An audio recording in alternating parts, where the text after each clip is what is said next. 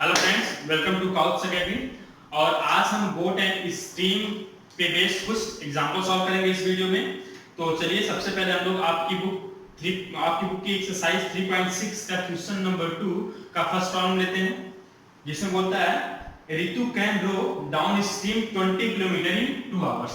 यानी Ritu can row down stream 20 kilometer in 2 hours and upstream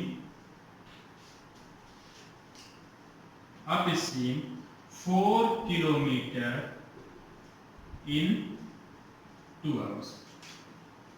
फिर बोलता है कि find her speed of rowing in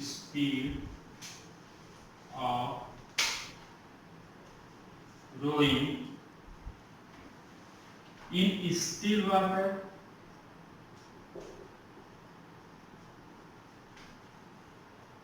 and the speed of the current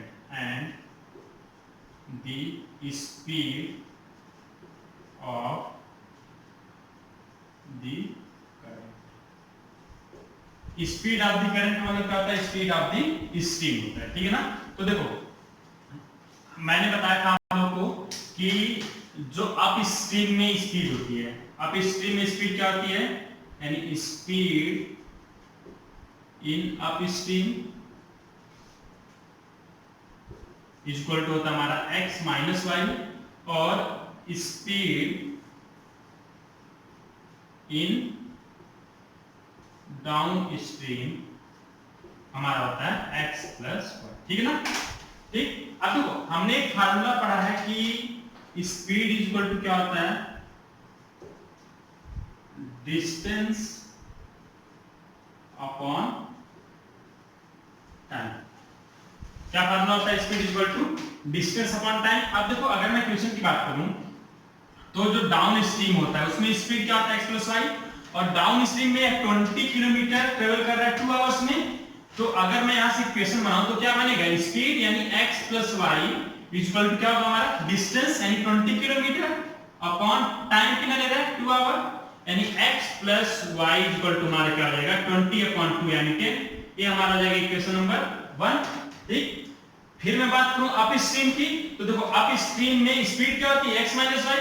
तो फिर मैं यही फार्मूला यूज करूंगा, मतलब x माइनस वाई हमारी स्पीड हो गई। अब क्या होगा? Distance upon time. Upstream में देखो कितना डिस्टेंस ट्रेवल कर रहा है? अप स्ट्रीम में ट्रेवल कर रहा है 4 किलोमीटर इन 2 आवर्स। तो यहाँ पे डिस्टेंस हो जाएगा 4, टाइम क्या हो जाएगा 2, 4 अपॉन 2 क्या होगा? 2, यानी x minus y equal to हमारा हो जाएगा 2। और ये हो गया हमारा इक्वेशन नंबर 2। आपके पास दो इक्वेशन बन गए, एक हमारा x plus y equal to 10 और दूसरा x minus y equal to 2। हाँ, इंपॉर्टेंट बात एक चीज, यहाँ पे x और y क्या है? x क्या हमारा? x है speed of rowing in still water, या मैं बोलूं इसको स्पीड ऑफ बोट बोल देता हूं, स्पीड ऑफ बोट। और y क्या होता है हमारा? स्पीड ऑफ स्ट्रीम या करंट, ठीक है ना। तो हमें x और y निकालना होता है। इस केस में जो ऋतु की स्टिल वाटर में रोइंग स्पीड है वो क्या हो जाएगी? x हो जाएगी, और करंट की जो स्पीड है वो y है। हमारे पास दो इक्वेशन है, x plus y equal to 10 और x minus y equal to 2। हम इसको सॉल्व करेंगे। देखो अगर इक्वेशन 1 और इक्वेशन 2 को ऐड करूंगा तो यहाँ पे प्लस y है, यहाँ पे माइनस है, दोनों क्या होगा? कैंसिल आउट जाएगा। यानी यहाँ पे हम लोग लिखेंगे बाई इक्वेशन 1 प्लस इक्वेशन 2। तो देखो यहाँ पे x plus y x minus y दोनों को ऐड करोगे तो plus y minus y cancel out हो जाएगा। क्या होगा हमारा?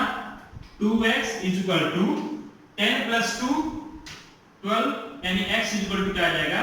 12 अपॉन 2 यानी 6 किलोमीटर पर आवर। यानी स्टिल वाटर में जो स्पीड आ रही है वो क्या आ रही है हमारी? 6 किलोमीटर पर आवर। अब हमें क्या चाहिए? करंट की स्पीड यानी y। तो देखो यहाँ पे लिखा है x minus y equal to इसमें x की वैल्यू पुट कर दो, यानी from equation 2 x minus y equal to 2, x की वैल्यू क्या है, y किधर ले आओ, यानी x minus 2 equal to y, x की वैल्यू क्या है 6, यानी 6 माइनस 2 इक्वल टू y, और यहाँ y इक्वल टू क्या आ जाएगा 4, यानी जो रोइंग स्पीड है, सॉरी करंट की जो स्पीड है वो क्या हो जाएगी 4 किलोमीटर पर आवर। समझ में आया? तो हमें क्या करना था, हमने बस क्वेश्चन पढ़ा, डाउन स्ट्रीम में देखा 20 किलोमीटर चल रहा है और टाइम दे रहा है 2 आवर्स, तो हमें पता है speed equal to distance upon time. और डाउन स्ट्रीम में जो स्पीड होता है वो x प्लस वाई होता है, जहां पे x क्या होता है speed of rowing in still water, और y क्या होता है स्पीड ऑफ करंट या स्पीड ऑफ स्ट्रीम। ठीक है ना? तो हमारा पहला equation x plus y equal to 20/2 यानी 10 हो जाएगा। दूसरी जो इक्वेशन बनेगी वो अप स्ट्रीम के लिए बनेगी, यानी अप स्ट्रीम में हम लगाएंगे formula speed equal to distance upon time. Speed होता है हमारा x माइनस वाई, डिस्टेंस दिया इसमें 4 किलोमीटर, टाइम दिया है 2 आवर्स। तो इस तरीके से दो इक्वेशन बनेगी, दोनों को सॉल्व करेंगे तो x और y की वैल्यू आ जाएगी। x की वैल्यू क्या आएगी 6 किलोमीटर पर आवर, यानी जो स्टिल वाटर में ऋतु की रोइंग स्पीड होगी वो 2 किलोमीटर पर आवर होगी, और जो करंट की स्पीड होगी वो क्या होगी y की वैल्यू, जो कि आई हमारी 4 किलोमीटर पर आवर। समझ में आया? ठीक, तो एक हमारा अप स्ट्रीम और डाउन स्ट्रीम का प्रॉब्लम। ठीक है ना? मेरे ख्याल से क्लास आपको समझ में आई होगी। अब जो नेक्स्ट एग्जांपल मैं लेने जा रहा हूं, नेक्स्ट एग्जांपल क्या हमारा मेन एंड वर्क का है, जिसमें क्या आपकी इसी एक्सरसाइज का नेक्स्ट क्वेश्चन दिया है। ठीक है ना? यानी टाइम एंड वर्क प्रॉब्लम हो जाएगा। क्या हो जाएगा? Time and work problem, time and work. ठीक है? तो सेकंड क्वेश्चन मैं लिखता हूं, उसके बाद से आपको मैं सॉल्यूशन बताऊंगा। सेकंड क्वेश्चन क्या होगा, यानी सेकंड क्वेश्चन का सेकंड पार्ट बोलता है 2 वुमेन, यानी 2 women and 5 men, 2 women and 5 men can together finish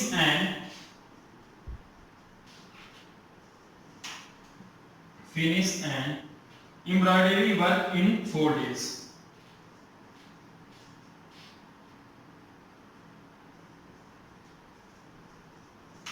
And work in 4 days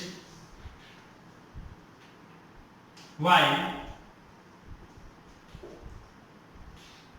3 women and 6 men can finish it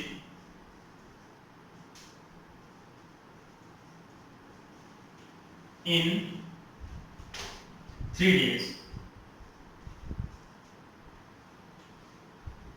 Find, बोलता है आपसे find the time taken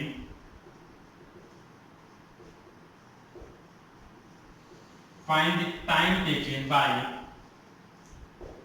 one woman alone to finish the work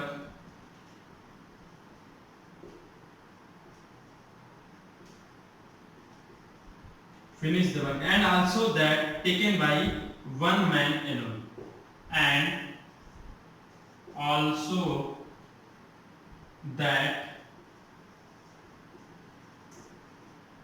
taken by one man alone. ठीक है ना? तो ये हमारे क्या है सेकेंड प्रॉब्लम है। ठीक है ना?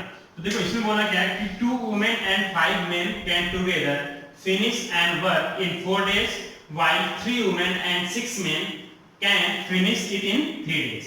Find the time taken by one woman alone to finish the work and also that taken by one man alone. यानी एक आदमी या एक औरत उसी काम को अकेले कितने दिन में फिनिश करें। तो देखो इस टाइप के क्वेश्चन सॉल्व करने का मैंने सबसे तरीका बताया था कि सबसे पहले क्या करो, एज्यूम कर लो, जो आपसे पूछा वही एज्यूम किया जाता है। यानी क्या बोलोगे, late one woman alone can finish the work in X days and one man alone can finish the work in Y days. अब देखो, अगर एक औरत पूरे काम को x दिन में करती तो एक दिन में कितना काम करेगी, उसका रेसिप्रोकल हो जाएगा, यानी वन डे। यहां पे मैं लिखूंगा, दो पार्ट में डिवाइड कर लेता हूं, मैं क्या लिखूंगा, one day work of a women क्या हो जाएगा हमारा 1/x। ऐसे ही one day work of a man क्या हो जाएगा 1/y। कैसे, देखो ये 1/x और 1/y कैसे होता है, जैसे मैंने बताया था कि मान लो कोई काम आप 10 दिन में करते हो, तो 10 दिन में मतलब मान लो उसके 10 पार्ट हैं, यानी 10W काम है, आप 10 दिन में करते हो, तो एक दिन में कितना करोगे, एक दिन में तो 1W ही करोगे ना, जो कि कैसे आएगा 10W/10, ठीक ना, कट जाएगा, यानी 1W काम करोगे, तो ये जो आएगा हमारा, अगर मैं इसी को रेसिप्रोकल करूं तो भी क्या आएगा 1W आ जाएगा, ठीक है ना। तो इस तरीके से कि अगर टोटल काम x होगा, ठीक है ना, जैसे वहां पे हमारा 10W था तो हमने 10 से डिवाइड किया था, तो ऐसे अगर टोटल काम x है तो हम किससे डिवाइड करेंगे, x से, तो 1 आ जाएगा हमारा, ठीक है ना। यानी एक यूनिट काम अगर मैं एक दिन में करूंगा तो x यूनिट काम मैं कितने दिन में कर लूंगा, x दिन में, ठीक है ना। तो जो वन डे का वर्क होता है, सिंपली जितना टोटल डे लगेगा उसी का रेसिप्रोकल हो जाता है, ठीक है ना।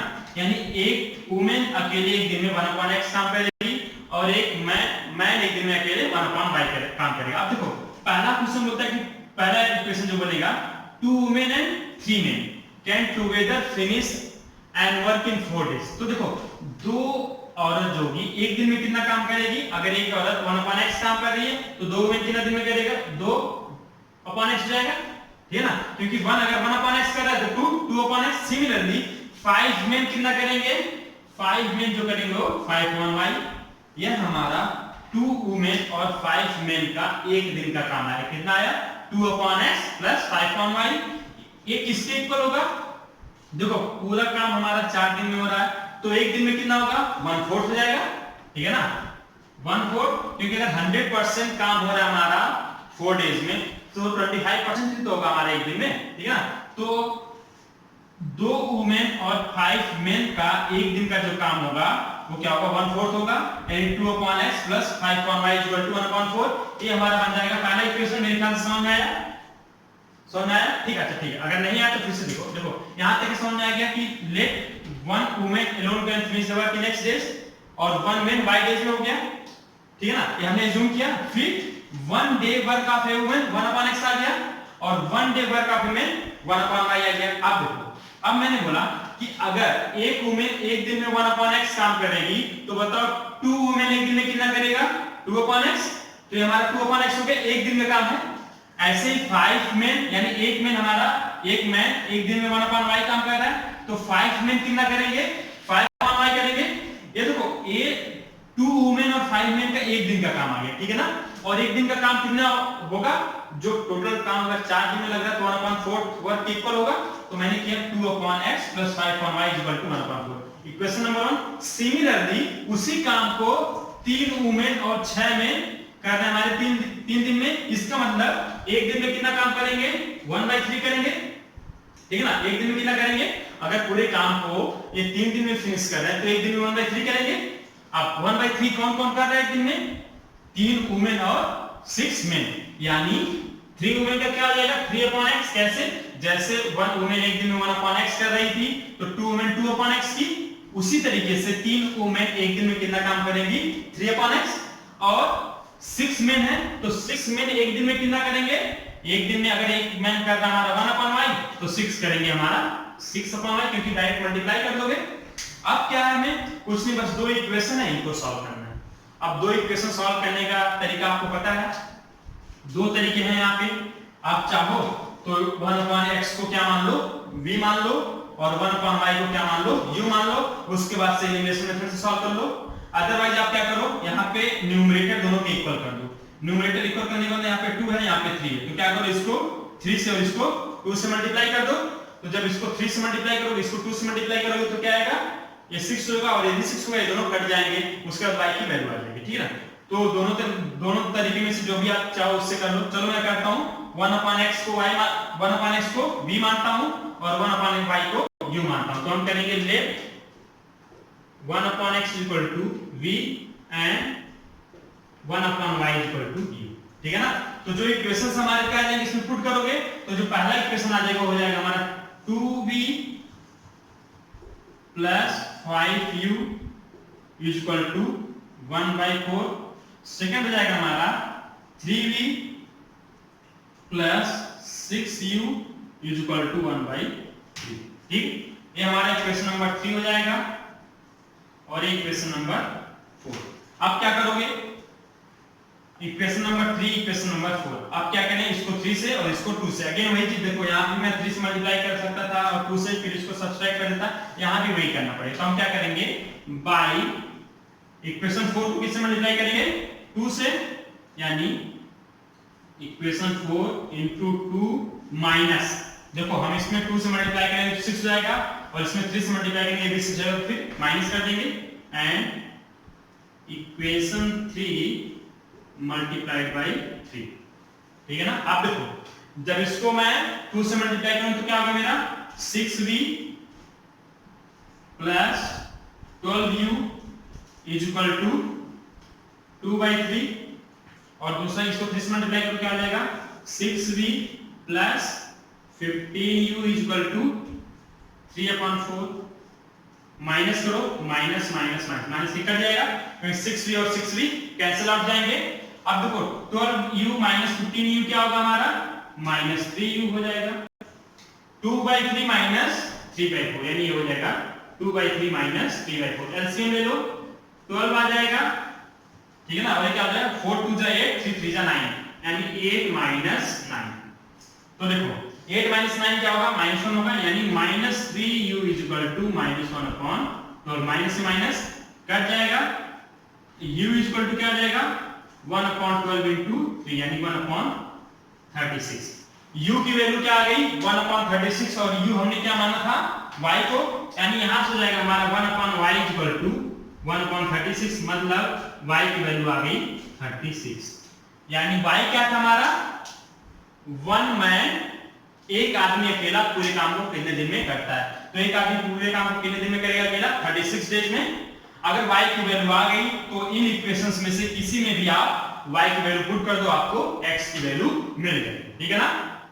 समझ में आएगा, फिर से समझ लो, कोई दिक्कत तो नहीं है, ठीक है, पूरा समझ आ गया, ठीक है ना। तो y की वैल्यू आ गई 36, यानी एक आदमी पूरे काम को अकेले 36 डेज में करेगा।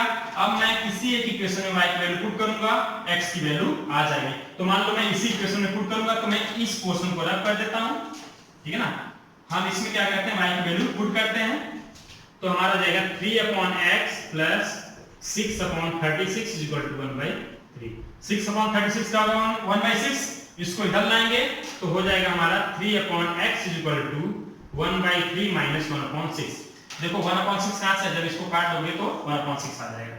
एलसीएम क्या हो जाएगा 6 हो जाएगा और ये हो जाएगा मेरा 2 माइनस 1 यानी 1/6।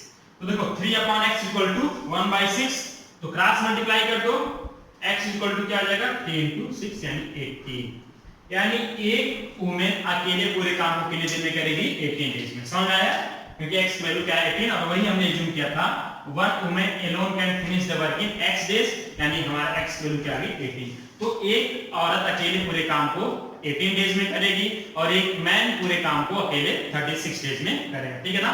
तो देखो इनवर्टिंग मेथड होता है, क्या करना सबसे पहले एक आदमी और एक औरत के काम को आप x और y अज्यूम कर लोगे, फिर देखोगे एक दिन में कितना काम करेंगे 1/x और 1/y। उसके बाद से जो क्वेश्चन में इंफॉर्मेशन दिया है उसके बेसिस पे हम दो इक्वेशन बना लेंगे, उसको सॉल्व करेंगे, हमारा आंसर आ जाएगा, ठीक है ना। तो आज की क्लास में हम लोग यहीं पे खत्म करते हैं। अगर आपको वीडियो पसंद आया तो आप उसको लाइक और सब्सक्राइब जरूर करें। Thank you.